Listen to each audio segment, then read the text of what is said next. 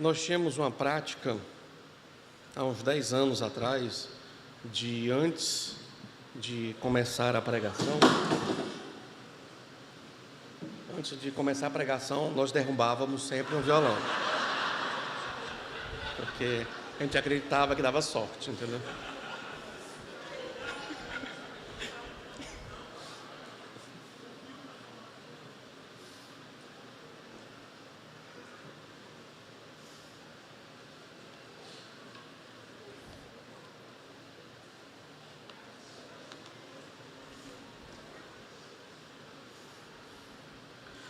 Antes de começarmos a pregação, nós citávamos de cor o Salmo 119, 18, certo? Então, nós vamos trazer essa...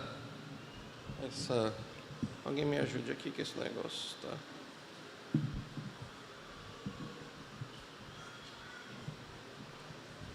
Sim, acho que agora fica, né?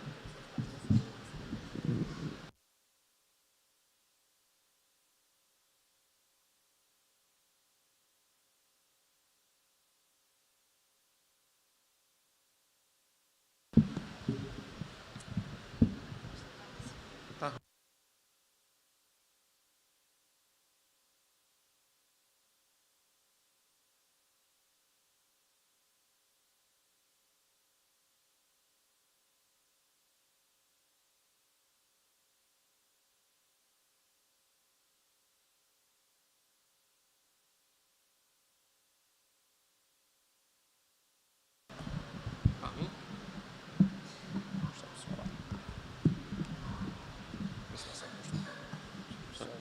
Pronto.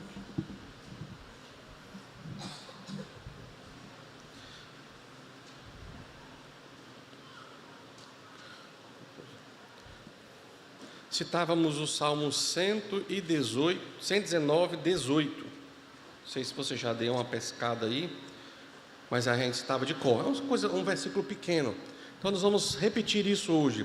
Vamos ficar de pé, nós ficarmos de pé. Eu estarei citando na versão, acho que na NAA ou na ARA. Né? Desvenda os meus olhos para que eu contemple as maravilhas da tua lei. Okay? Vamos orar. Senhor Deus, amado Pai, hoje à noite pedimos que Teu Santo Espírito nos ajude a compreender a Tua palavra, a desvendar os nossos olhos para que possamos entender o que o Senhor tem a nos dizer. Essa é a nossa oração em nome de Jesus. Amém, Senhor. Podem sentar, irmãos.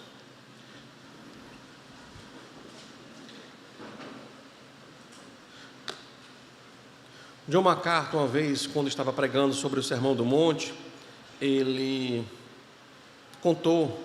usou uma ilustração de 2 mitos da mitologia grega. Uma de uma deusa que ela vinha à Terra e ela passava imperceptível, ela não era vista, mas onde ela passava, ela deixava um rastro de bênção, as coisas melhoravam, as flores brotavam, tudo ficava melhor. Havia também uma outra lenda que ele fala de uma princesa que desde pequeno ela se acostumou a beber veneno. Então ela tinha o hálito como o perfume de uma rosa, mas mortal. Se ela pegasse uma flor e respirasse perto da flor, a flor murchava. Onde ela passava, se ela respirasse perto, aquilo morria. Se um passarinho passasse perto dela e ela espirrasse, matou o passarinho. Ou seja, essas duas histórias, elas querem dizer algo muito importante. Nós temos uma passagem nesse mundo, e nessa passagem nesse mundo, nós vamos ou abençoar as pessoas, ou nós vamos trazer maldição, ou nós vamos piorar a vida daquelas pessoas. De alguma forma, nós vamos influenciar a vida dos outros que estão ao nosso redor. Talvez nós vamos influenciar de uma forma que vai trazer bênção sem medidas sobre a vida daqueles que estão próximos de nós. Por outro lado, pode ser que a gente não faça isso. Pode ser que a sua vida gere um grande prejuízo, tormento para aqueles que estão ao seu redor. E o Senhor Jesus falou em Mateus capítulo 5, versículo 13 ao 16, que o objetivo é que a nossa passagem nesse mundo, ela seja positiva, que ela traga bênçãos sem medidas para aqueles que estão ao nosso redor. Então a igreja, ela vai ter uma missão muito séria neste mundo. Ela vai ter a missão de influenciar o mundo, influenciá-lo positivamente. Então vamos ler o texto de Mateus 5, 13 até 16. Vocês são o sal da terra, mas se o sal perder o seu sabor, como restaurá-lo? Não servirá para nada, exceto para ser jogado fora e pisado pelos homens. Vocês são a luz do mundo. Não se pode esconder uma cidade construída sobre um monte, e também ninguém acende uma candeia e a coloca debaixo de uma vasilha. Ao contrário, coloca no lugar apropriado, e assim ilumina todos os que estão na casa. Assim brilhe a luz de vocês diante dos homens, para que vejam as suas boas obras e glorifiquem ao Pai de vocês que está nos céus. É importante que a gente entenda, quando nós lemos esse texto, Jesus fala da nossa identidade como sal e como luz. Isso Jesus já tem um pressuposto da situação do mundo. Se o mundo precisa de sal e luz, o pressuposto de Jesus é que o mundo está em trevas e está em estágio de corrupção constante e acelerado. Deixe-me ler para você Mateus capítulo 4, versículo 12 a 16. Quando Jesus ouviu que João tinha sido preso, voltou para a Galileia. Saindo de Nazaré, foi viver em Cafarnaum, que ficava junto ao mar, na região de Zebulon e Naftali, para cumprir o que fora dito pelo profeta Isaías: terra de Zebulon, terra de Naftali, caminho do mar, além do Jordão, Galileia dos gentios. O povo que vivia nas trevas viu uma grande luz. Sobre os que viviam na terra da sombra da morte, raiou uma luz.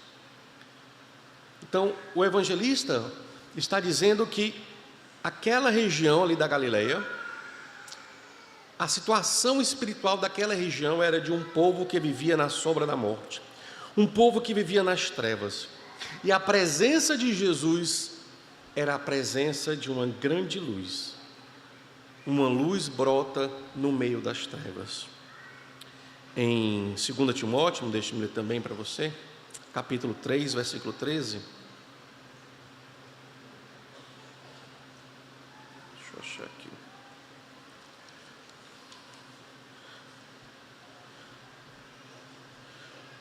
Contudo, os perversos e os impostores irão de mal a pior, enganando e sendo enganados, corrompendo-se e sendo corrompidos.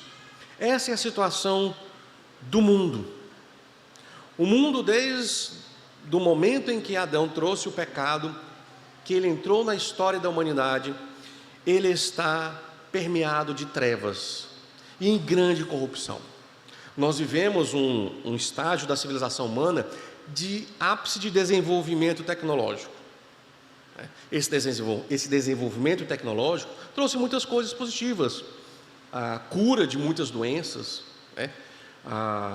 o rompimento de fronteiras geográficas, a comunicação se torna cada vez mais rápida, mas esse desenvolvimento tecnológico não está nos tornando melhores, não está nos ajudando do ponto de vista espiritual. Parece que nós estamos cada vez mais numa espiral descendente, nos afundando cada vez mais nas trevas. Porque a tecnologia, obviamente, ela não tem poder para curar a grande ferida do ser humano, que é o pecado. Somente o Senhor Jesus Cristo tem esse poder. Somente o Senhor Jesus Cristo é a luz que ilumina o mundo. Um homem, por mais que queira, por mais inteligente que seja, e talvez melhores os seus esforços sejam, ele não tem condição de trazer à humanidade aquilo que ela realmente precisa, aquilo que é a única coisa que pode tirá-la das trevas, que pode iluminar o seu caminho, que é a luz do próprio Deus, que é a luz da palavra de Deus. Jeremias 17, 9, fala que o nosso coração, ele é desesperadamente corrupto, ele é enganoso, ele tem uma ferida incurável do ponto de vista humano. Somente o Senhor Jesus Cristo, por meio da sua obra salvífica, tem o poder para curar o coração da humanidade. Então Deus tem um plano para esta humanidade, certo? Esse plano você já começa a perceber no Antigo Testamento. Deus escolhe um povo para trazer as suas bênçãos salvíficas à humanidade. No Antigo Testamento nós temos Israel como sendo o povo eleito de Deus, aquele que iria levar a palavra de Deus a todas as nações, que pelo seu estilo de vida iria atrair as pessoas até Deus. Israel fracassa. Israel se recusa a cumprir o seu chamado, a cumprir a sua missão, a cumprir a aliança abraâmica de ser uma bênção para todas as nações. No Novo Testamento, nós temos a igreja como sendo o povo de Deus. Essa é a fase da qual nós estamos vivendo. Nós vivemos na época em que a igreja é a encarregada de ser a luz, de ser o sal para este mundo. O mundo está em trevas, o mundo está apodrecendo. A cada ano nós não melhoramos, a civilização humana não melhora, ela piora, ela se torna mais corrompida, ela está mergulhando cada vez mais na sua própria podridão do seu pecado. Nós, como igreja, nós somos aqueles escolhidos por Deus para atuar neste mundo. É importante estabelecer uma palavra de cuidado. A igreja não é a cura. Nós somos o meio.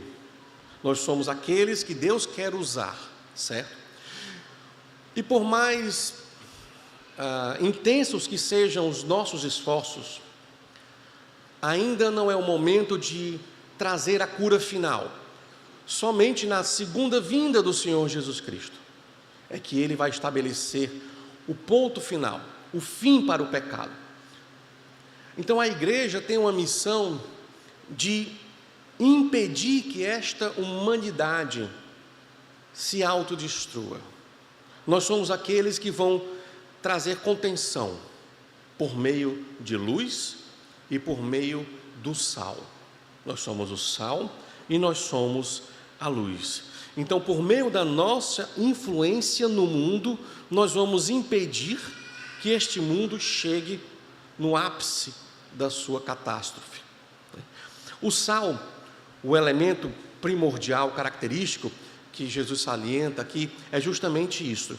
A ideia de impedir que a matéria apodreça. Na época de Jesus, eles não tinham, como nós temos hoje, freezer e tudo. Então se usava o sal para impedir que a carne apodrecesse de forma acelerada. A igreja como sal, ela tenta conter esta sociedade para que ela não entre em estágios alarmantes de apodrecimento espiritual, certo? Retardamos então isso.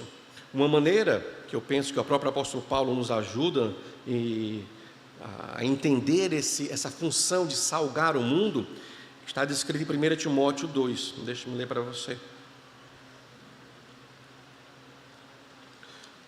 1 Timóteo 2, 1 a 4.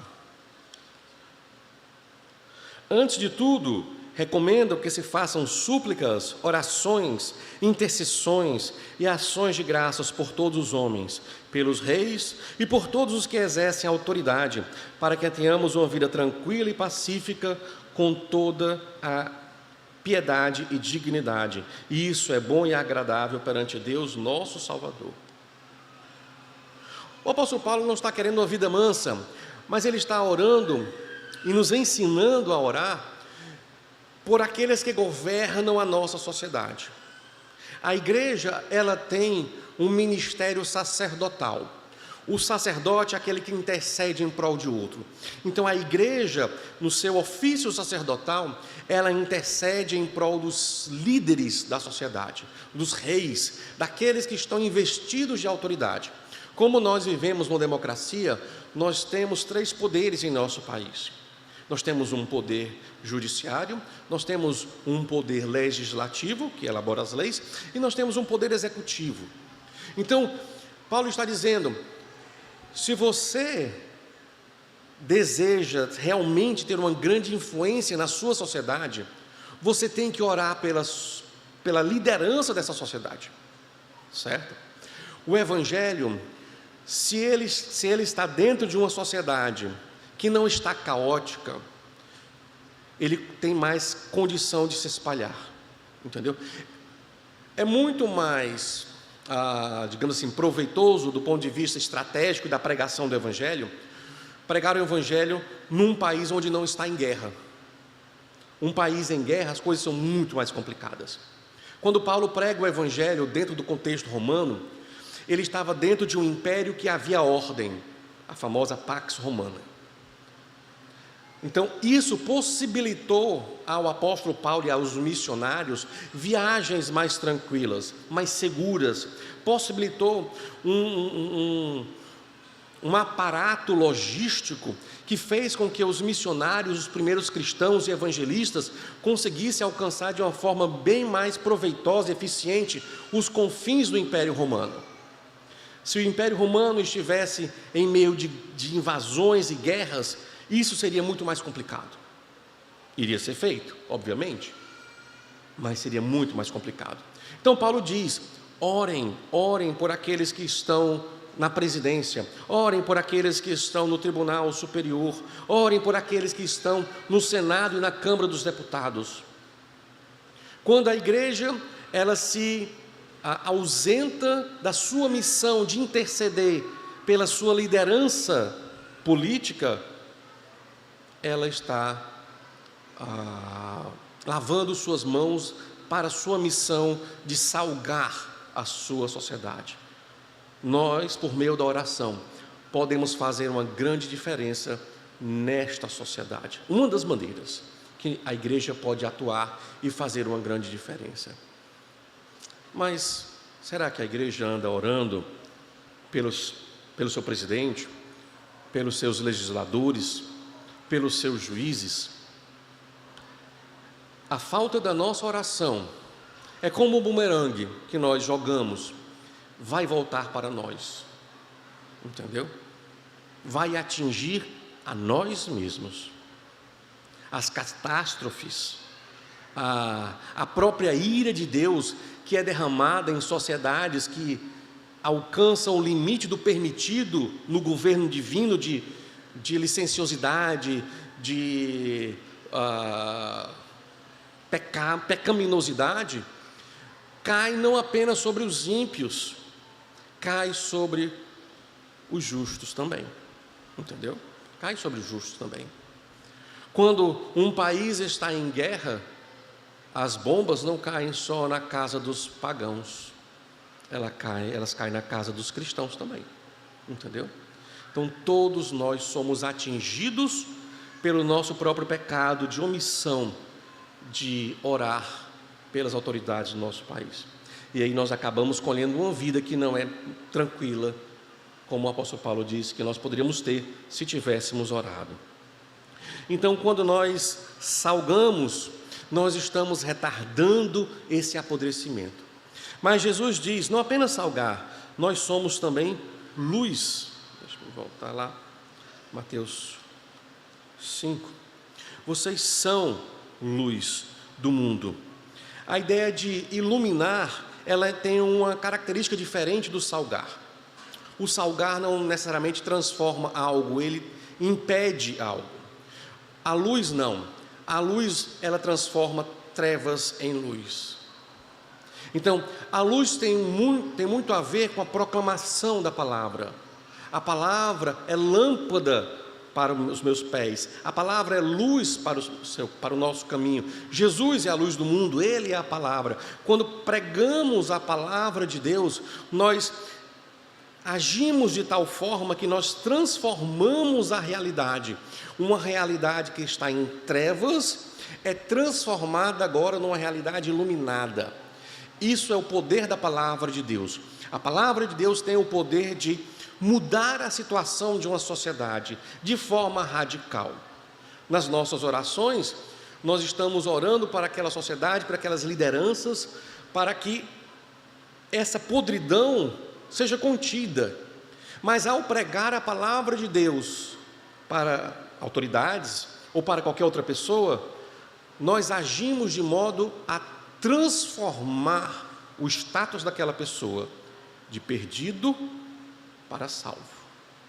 Entendeu?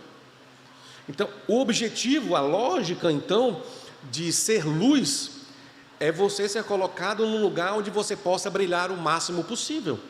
Por isso que ele diz: não se pode esconder uma cidade construída sobre um monte. Ou seja, todo mundo vai ver, Jerusalém é uma cidade construída sobre o monte, certo? Estrategicamente, ela é uma excelente fortaleza, porque ela está sobre o monte. É muito mais difícil você invadir uma cidade que está no monte do que uma cidade que está no vale. Outra ilustração que ele utiliza é que ninguém acende uma candeia, uma vela ou alguma luz e coloca debaixo de uma vasilha. Não é lógico fazer isso.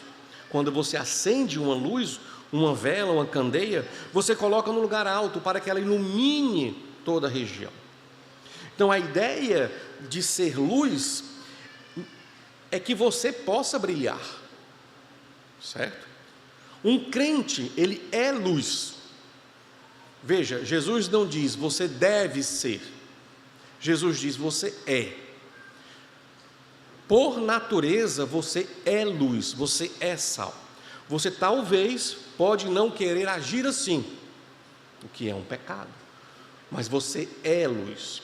Então você deve usar isso em prol do Evangelho, em prol do reino de Deus, fazendo essa luz brilhar, fazendo com que essa luz alcance os outros que estão ao seu redor. Deixe-me ler para você Filipenses, capítulo 2.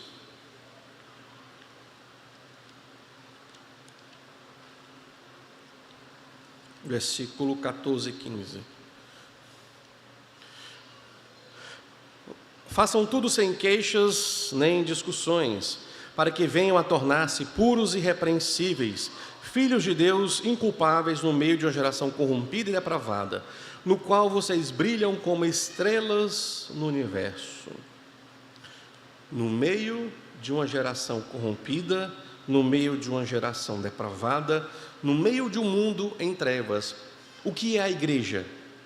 A igreja é como um sol, entendeu? Como um grande luzeiro, brilhando, trazendo luz, né? Quando Jonas se recusa e fica com raiva, porque pregou em Nínive e a cidade lá aceitou a pregação dele, Deus vai argumentar com Jonas dizendo: você teve misericórdia desta planta, que você não foi responsável por nada, por que eu não teria misericórdia da cidade de Nínive? Com todas essas pessoas que estão aí, que não conseguem distinguir a mão direita da esquerda. Não é que eles eram cegos fisicamente, mas Deus está dizendo, eles estão em tantas trevas espirituais, que é como se fosse essa realidade. Eles não conseguem distinguir o esquerdo da direita, o certo do errado. Tamanhas trevas eles estão. Quando a igreja se recusa a assumir o seu papel, assumir a sua identidade, quem ela é, como luz, como esse sol para uma sociedade em trevas, nós falhamos, nós fracassamos diante do nosso Deus. É justamente o que ele diz no versículo 13: se o sal perder o seu sabor, como restaurá-lo, né? Não servirá para nada, exceto para ser jogado fora e pisado pelos homens. O sal naquela sociedade, não é que ele perderia o sabor totalmente, mas ele, às vezes, quando ele se aproximava de alguns minerais, ele perdia a capacidade de impedir a putrefação dos alimentos. Então ele não servia para nada, jogavam ele na estrada, entendeu? Não era aproveitado para mais nada. E a luz, se a luz se recusar a brilhar e se a luz se esconder, para que ela serve? Entendeu? Para que ela serve? Se a igreja decidir não influenciar a sua sociedade, não aceitar a sua missão, como Israel fez, nós vamos colher uma desgraça semelhante sobre nós. Entendeu? Porque a sociedade brasileira, se nós olharmos para ela com os olhos bem analíticos, né, nós vamos perceber que ela não está bem. A nossa sociedade não caminha para um futuro promissor. As coisas parecem que pioram mês após mês, ano após ano, e em quase todos os níveis de análise, econômico, político, espiritual, segurança, né, relacionamentos. Parece que estamos entrando numa espiral descendente, né? Por que isso está acontecendo numa sociedade que, cada vez mais, quando você vê o censo religioso, você percebe que o número de igrejas e de cristãos está crescendo, está aumentando. Está aumentando o número das pessoas que se dizem crentes, assustadoramente crescendo. Mas a nossa sociedade está cada vez mais afundando, né? Os valores, valores cristãos que antigamente tínhamos, parecem que agora estão sendo totalmente colocados como se fossem lixo. Por que isso acontece? A resposta é o próprio Senhor Jesus que dá, né? Se o sal perde o seu sabor, ele não serve para nada. Uma igreja que perde a sua capacidade de salgar, ela serve para quê? Se você pensar da mesma lógica de Jesus. A igreja, ela é chamada para influenciar o mundo, ela é chamada para salgar, ela é chamada para brilhar. Uma igreja que não brilha, uma igreja que não salga, do ponto de vista dos interesses do Senhor Jesus, serve para quê? Ele diz, não serve para nada. Não serve para nada. O objetivo final da nossa missão neste mundo é dito no versículo 16. Assim brilhe a luz de vocês diante dos homens, para que vejam as suas boas obras e glorifiquem ao Pai de vocês que está nos céus. Jesus diz, vocês têm uma missão. Vocês precisam mostrar no mundo em que vocês vivem as boas obras. Vocês precisam mostrar a esse mundo que vocês são luz, que vocês são sal. Isso glorifica a Deus e vai fazer com que esses descrentes glorifiquem a Deus também. Uma vez eu estava falando nesse texto e as pessoas parecem que não entendiam o conceito de boas obras.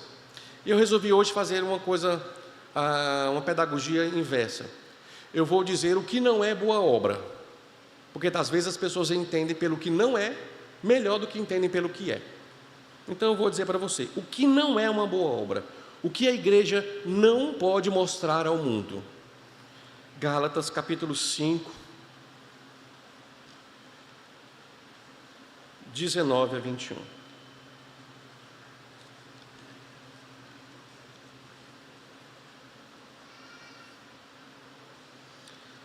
Ora, as obras da carne são manifestas: imoralidade sexual, impureza, libertinagem, idolatria, feitiçaria, ódio, discórdia, ciúmes, ira, egoísmo, dissensões, facções, inveja, embriaguez, orgias e coisas semelhantes. Isso não deve estar nas nossas listas de boas obras. O mundo vive assim. Quem vive como luz não pode viver assim, porque isso é sinal de treva. As pessoas que estão nas trevas são as pessoas que vivem assim. A igreja não pode apresentar ao mundo as obras da carne. Nós temos que apresentar os frutos do Espírito, né? Alegria, amor, paz, paciência, amabilidade, bondade, fidelidade, mansidão, domínio próprio. Nós temos que apresentar ao mundo aquilo que realmente somos. Paulo também escreve uma outra lista de más obras, né, de obras da carne, que também é bem extensa. Deixe-me ler para você. Romanos capítulo 1, versículo 29. Aqui ele fala daqueles que rejeitam a adorar a Deus. Ele diz: tornaram-se cheios de toda sorte de injustiça, de maldade, de ganância, de depravação. Estão cheios de inveja, homicídio, rivalidades, engano e malícia. São bisbilhoteiros, caluniadores, inimigos de Deus, insolentes, arrogantes, presunçosos. Inventam maneiras de praticar o mal, desobedecem aos pais, são insensatos, desleais, sem amor pela família, implacáveis.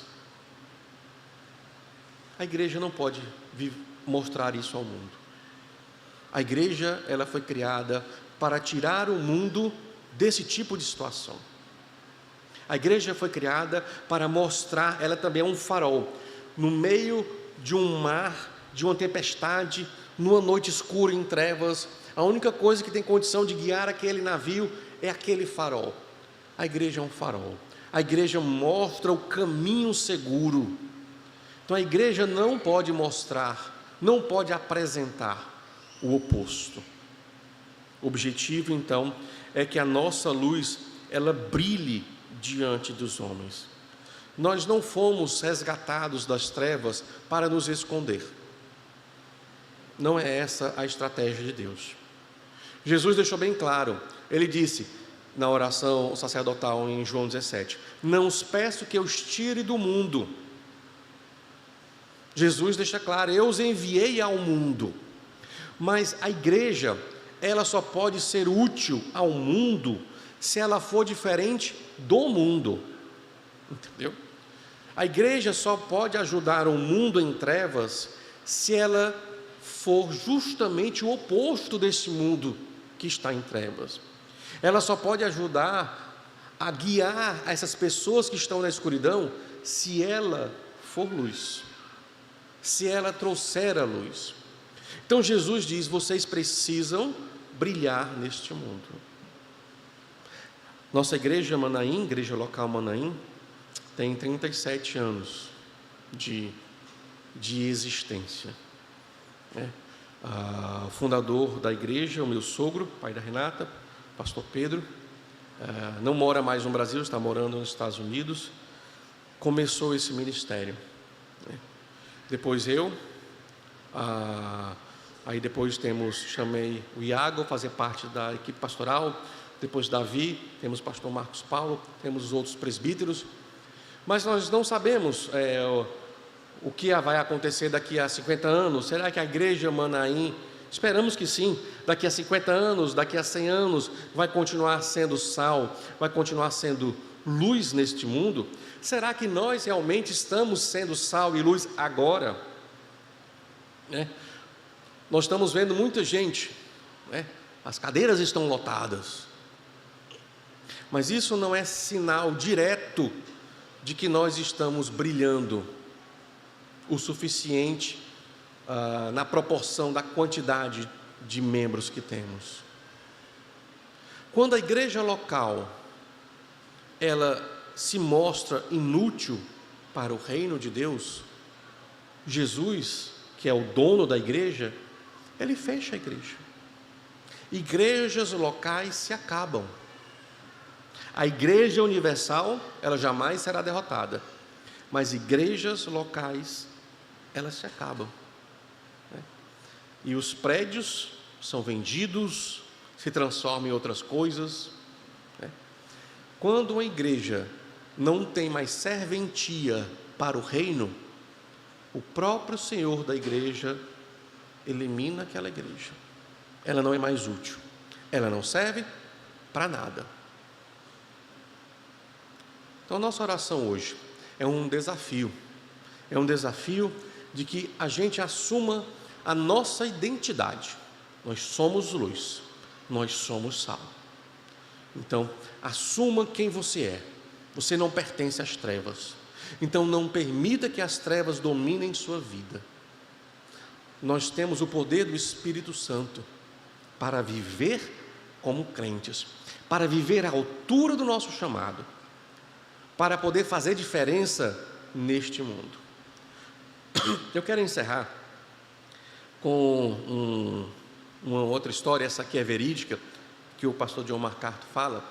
Ele diz que, se não me engano, século XVII, século XVIII, um pastor pietista francês chamado François Fenelon estava numa hospedaria à noite e chegou um cético, um ateu, um descrente, e passou a noite naquela pousada com ele. Quando amanheceu, o cético saiu correndo, não aguentava mais, foi embora, imediatamente saiu daquela pousada. Ele saiu dizendo: se eu passar mais uma noite com este homem, serei cristão apesar de mim mesmo. Ou seja, o cético diz: o poder de Cristo na vida deste homem que conversa comigo é tão grande, que se eu demorar demais na presença dele, eu me converto. Entendeu? Eu não quero me converter, então a única chance que eu tenho é fugir deste homem. Entendeu? É fugir deste homem, é sair da presença dele enquanto eu tenho tempo, porque a presença dele emana Cristo. A presença dele traz a presença de uma luz tão poderosa que as minhas trevas de cético não conseguem resistir. E é isso que o Evangelho diz: as trevas não resistem à luz. Quando a luz chega, ela elimina as trevas, né? Então a lógica é a mesma deste encontro para as nossas vidas. As pessoas ao nosso redor, elas precisam sentir o impacto da luz de Cristo, incomodando as trevas em que elas vivem, as trevas mentais, as trevas do coração, as trevas sociais onde elas estão vivendo. Agora, o triste e a miséria é quando o cristão chega e o ambiente continua em trevas, nada muda, as pessoas continuam nas suas trevas, nenhuma luz foi acionada. Isso é muito triste, que pessoas descrentes convivam com crentes e nunca sejam impactadas pela luz de Cristo, né? Todos os crentes vão comparecer perante o tribunal de Cristo. Nós vamos dar conta, irmãos. Nós vamos dar conta da nossa omissão. Isso é um fato, entendeu? Isso é um fato. Além do mais, a recusa de viver como luz traz consequências para a sua própria vida, tristes consequências. Então, viva como luz, brilhe no seu trabalho, brilhe na sua escola, brilhe no ambiente onde você vai, no ônibus, onde você estiver, brilhe, que essa luz que irradia de nós, porque nós somos luz, possa fazer diferença na vida daqueles que estão em trevas. Ok? Vamos orar e nós estaremos então encerrando. Senhor Deus, amado Pai, agradecemos a Ti por 37 anos que o Senhor tem permitido essa igreja brilhar. Clamamos a Ti nessa noite, que muito mais ainda possa vir pela frente, e que a igreja Manaim possa ser conhecida como uma igreja que brilha realmente a Tua luz, e que dessa forma os descrentes venham a se converter, e os descrentes venham a Te glorificar, Senhor Deus, por meio das nossas boas obras, por meio da nossa vida santa. Permita-nos, Senhor Deus, cada vez mais iluminar, irradiar e fazer com que as trevas sejam canceladas nessa sociedade ao nosso redor. Essa é a nossa oração em nome de Jesus. Amém, Senhor.